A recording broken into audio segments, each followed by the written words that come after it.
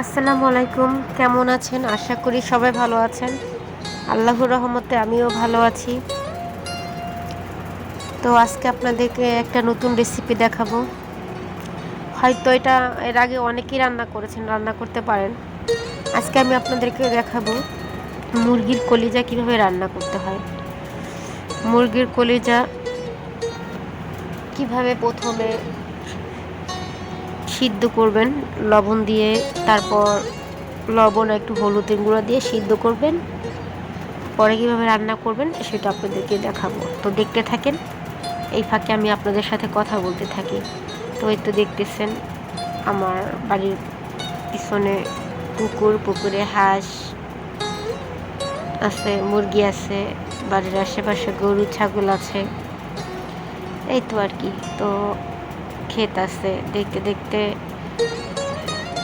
আমার কথাগুলো শোনেন, আশা রাখি ভালো লাগবে। ঠিক আছে, আজকে যে কথাগুলো বলবো খুবই গুরুত্বপূর্ণ, মনোযোগ দিয়ে শুনবেন। আপনি যদি শ্বশুরবাড়ির লোকেদের কাছে ভালো হতে চান তাহলে এই টিপসগুলো মেনে চলবেন। হ্যাঁ, আপনি কখনোই শ্বশুরবাড়ির বদনাম স্বামীর কাছে বলবেন না। শ্বশুরবাড়ির মানে আপনাকে যত কিছুই করুক শ্বশুরবাড়ির লোকেরা, স্বামীর কাছে কোনোদিন বলবেন না। তাইলে আপনি স্বামীর কাছে ভালো থাকবেন। আর আপনাকে স্বামী যতই ভালোবাসুক, আপনি মনে করবেন যে স্বামী তোমাকে খুব ভালোবাসে, আমার কথাই বিশ্বাস করবে না। ভুলেও এই কাজটা করতে যাবেন না। হ্যাঁ, বাবা মা ভাই বোনের চেয়ে আপনি কখনোই বেশি না। আপনি হচ্ছেন পরের মেয়ে। ঠিক আছে, এটা মাথায় রাখবেন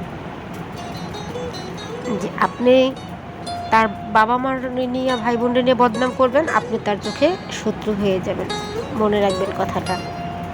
আর শ্বশুরবাড়ি তারা যত কিছুই বলুক, আপনি মুখ বুজে চুপ করে থাকবেন যতক্ষণ, ততক্ষণ আপনি ভালো। হ্যাঁ, আপনি উত্তর না দিবেন, আপনি যা কিছুই বলবে হেসে উড়াই দিবেন, তাইলে আপনি ভালো। আর আপনি যদি না হাসতে পারেন, মুখে মুখে তর্ক করেন, তাহলে আপনি তাদের মতো মানে কি বলবো, তাদের চোখে এতটা খারাপ হবেন যে আপনার মতো খারাপ আর নাই। আপনার স্বামী যদি আপনাকে মূল্যায়ন না করে, পৃথিবীর কেউ আপনাকে মূল্যায়ন করবে না। আপনি পৃথিবীর সবার কাছে ছোট হয়ে থাকবেন। আপনি কি বলবো, মানে ওই সংসারের পশু পাখির দাম থাকবে, কিন্তু আপনার কোনো দাম থাকবে না। স্বামী যদি আপনাকে মূল্যায়ন না দেয়, না ভালোবাসে, তাহলে ছোট ছোট বাচ্চারাও আপনাকে মূল্যায়ন করবে না। আপনি একটা জিনিস খেয়াল করবেন যে তখন আপনার বাড়ির ফ্যামিলির লোকও আপনাকে কেমন মানে খোঁচা দিয়ে কথা বলবে। হ্যাঁ, আর যদি স্বামী আপনাকে মূল্যায়ন করে, ভালোবাসে, তো দেখবেন সবাই মানে শ্বশুরবাড়ির লোক বলেন, বাপের বাড়ির লোক বলেন, পাড়া প্রতিবেশী বলেন, আত্মীয় স্বজন বলেন, সবাই আপনাকে ভালো চোখে দেখবে, অন্যভাবে কথা বলবে, শ্রদ্ধার সাথে। আর যদি স্বামী শ্রদ্ধা না করে, ভালো না বাসে, কেউ আপনাকে শ্রদ্ধা করবে না। কথাটা মিলিয়ে নিয়ে। আর একটা স্বামী যদি একটা স্ত্রীকে অবহেলা করে, এর চেয়েতে দুঃখের আর এর চেয়েতে কষ্টের আর কিছুই হতে পারে না, আমি মনে করি। একটা স্ত্রী বুঝে একটা স্বামীর অবহেলায় যে কতটুকু যন্ত্রণা আর কতটুকু জ্বালা, এটা একদম স্ত্রী ছাড়া কেউ বুঝতে পারবে না।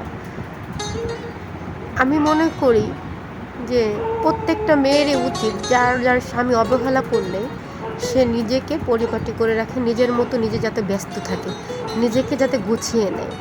না হলে শুধু যন্ত্রণার আঘাত ছাড়া, নিজেকে শেষ করা ছাড়া আপনি আর কিছুই পাবেন না। নিজেকে ব্যস্ত রাখেন, নিজে ভালো থাকতে শিখেন, বাচ্চাদেরকে ভালো রাখেন, দেখবেন আপনার সময় কেটে যাবে। আপনি যা যা করতে পছন্দ করেন সেগুলো করেন।